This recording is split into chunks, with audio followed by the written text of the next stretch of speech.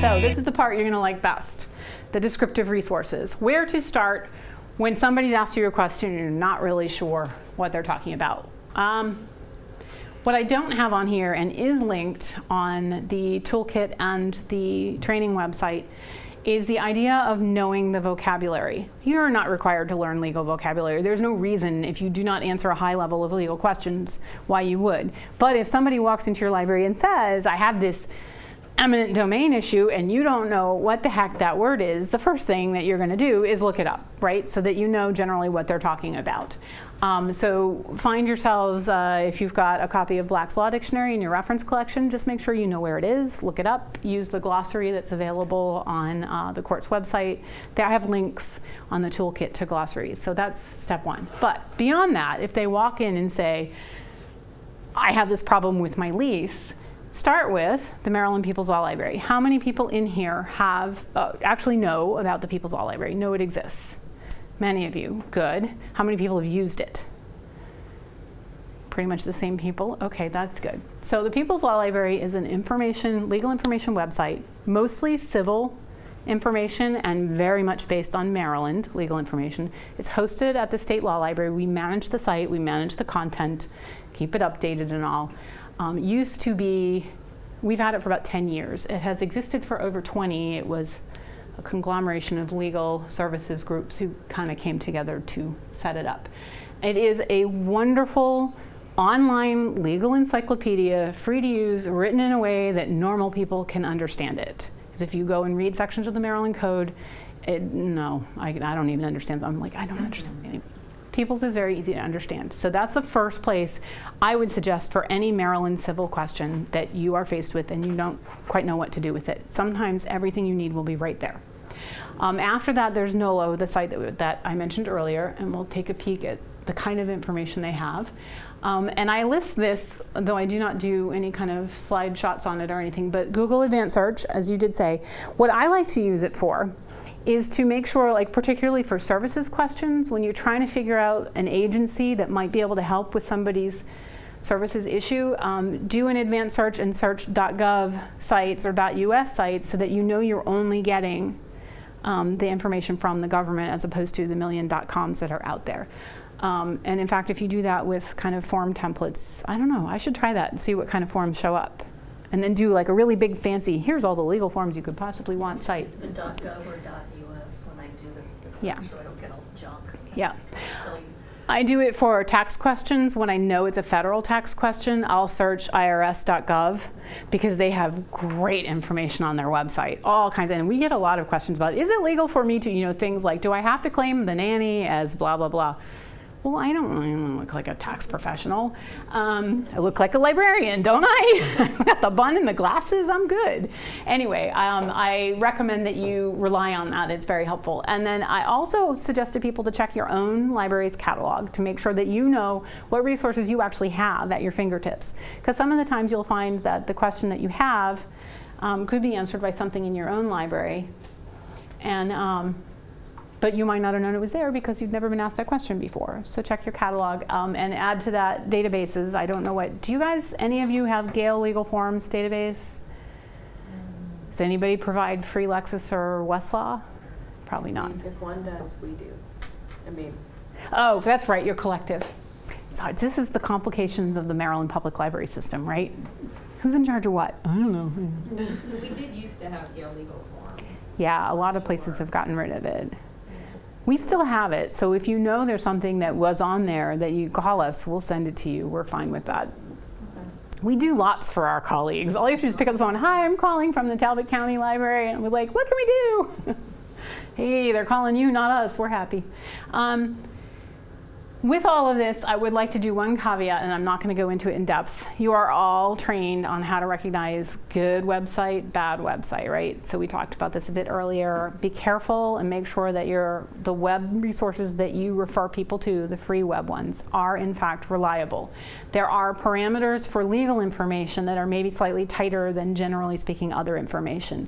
One of which, this is the one I usually get people to go check it out for, is that law changes all the time. So you have to make sure to check the currency of the information on the site you're using, because if it's a year, 2 years, 5 years out of date, that could be a problem. By that same token, when you look at materials in your library's catalog, and I recommend you all do this, go back to your home libraries and sometime over the next week, check out and see what materials are in your library or in your system. Then check the date on them, because somebody pointed out on the screenshot you'll see a little bit later that the materials that they're all had older copyright dates. And if you've got material that should be more current, then, and you kind of know it when you see it, talk to whoever your collection development people are.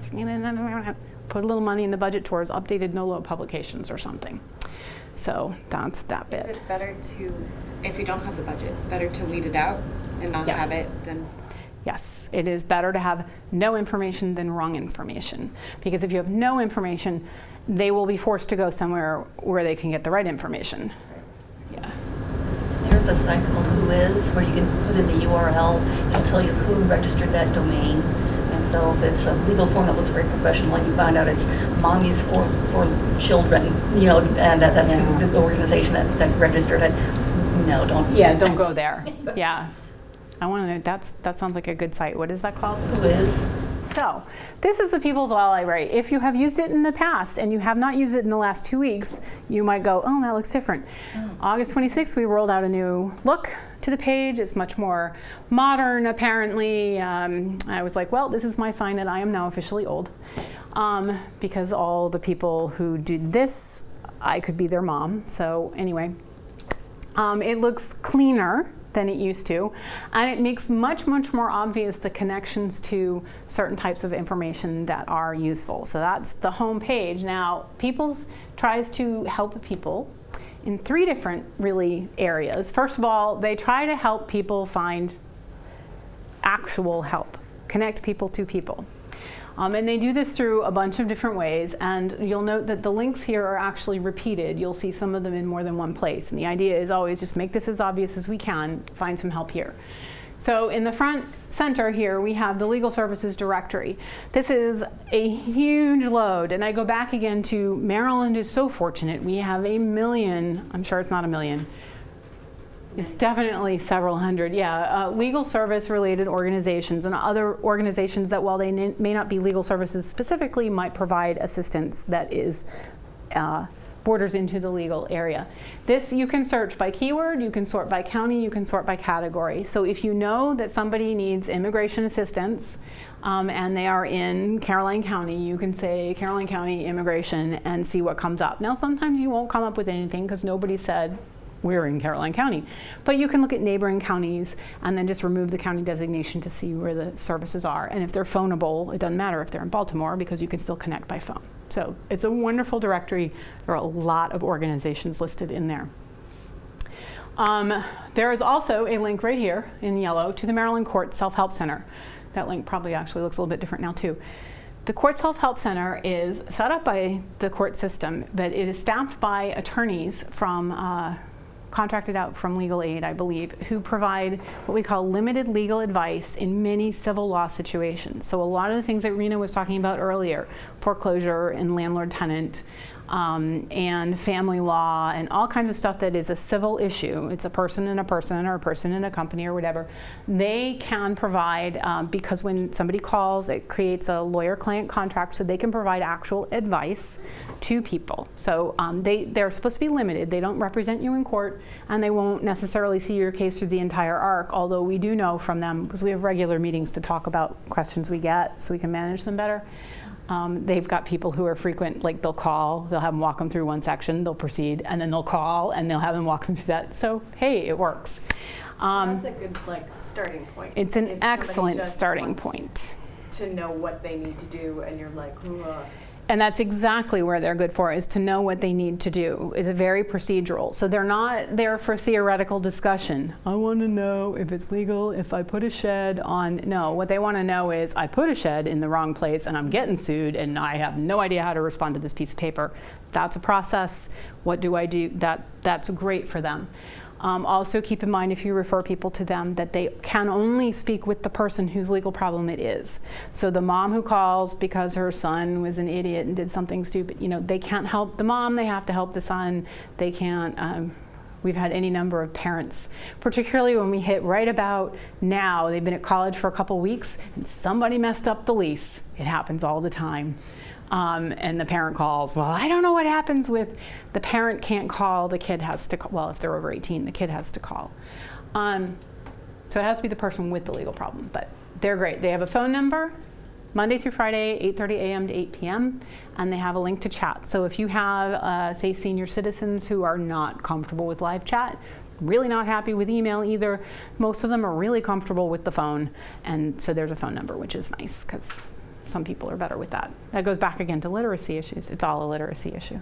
Do they have Spanish-speaking people on that? They do. Okay. They have Spanish speaking. Not only that, they have access to a language line, so any language that calls, in theory, they can then connect to somebody and do a phone call with a translator, interpreter.